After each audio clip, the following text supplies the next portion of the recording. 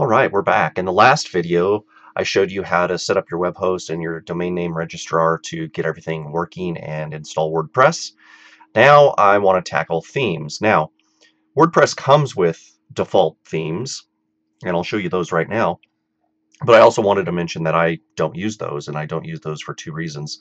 Number one, I want to be different. Number two, I want my websites to look different from one another as well as from the rest of the competition. And most people who are setting up sites like these little simple niche type sites, they're using default themes because they're being lazy. So I use the Genesis framework, and it's made by StudioPress, and it would help if I know how to spell. But I'll fix that in a minute. But let's go take a look at the website. So if you go to Appearance and Themes, this is going to be a very short video, by the way. WordPress comes with three or four stock themes. There's the 2016 theme, which is not bad, 2015 and 2014. You can go all the way back to, I don't know, 2010 or something, if I remember correctly. They introduce a new theme every year. It's really not a big deal. They're nice. They're okay. But I want something that's a little better and looks a lot nicer and is easy to use and has screaming fast SEO built right in.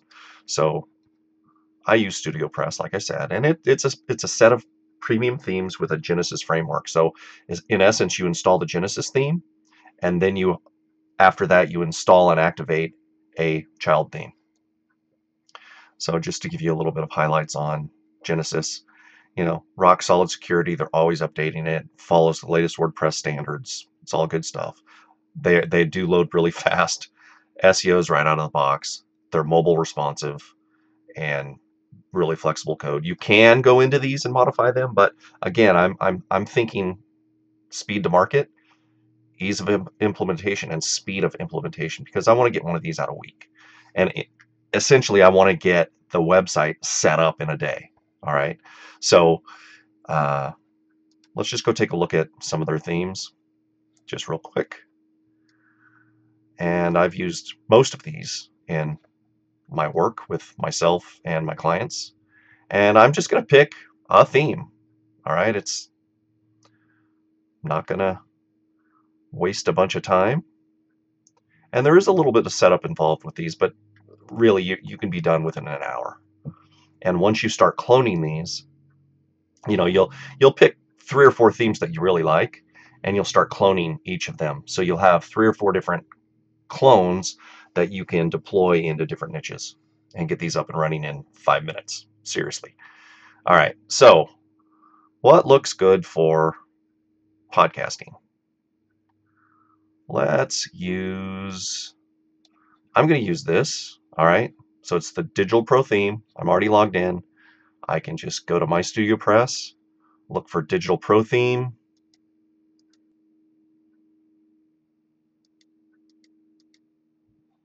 So here's the theme setup, and we'll open that in a new tab, and then we'll just download it.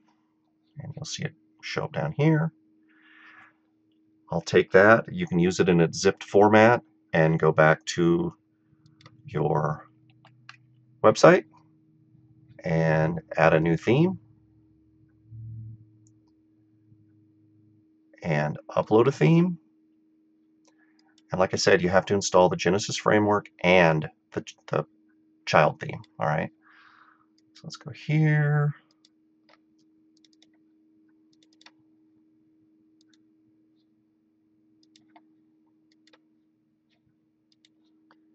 So that's Genesis.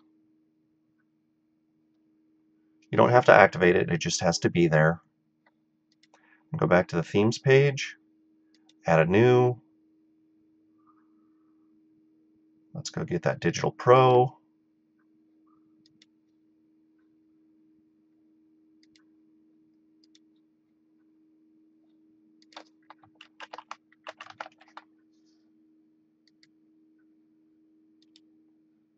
Install now. When it asks, you want to activate that one. And then notice that I don't have the latest Genesis, so we'll just update that now. Hit OK. Click here to complete the upgrade. And let's go look at that. And the site's going to look ugly because we haven't set up the theme. You know, this looks much different than this, right? Of course it does.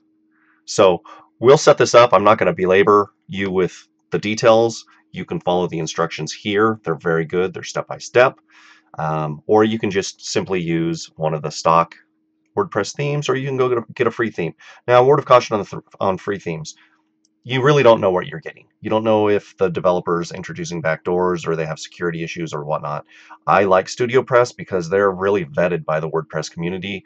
They've got some of the best developers in the world working on their themes and whatnot. So you really can't go wrong. So that's how you install a theme.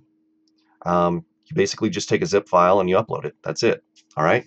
Next video, we're going to talk about plugins. All right. See you then.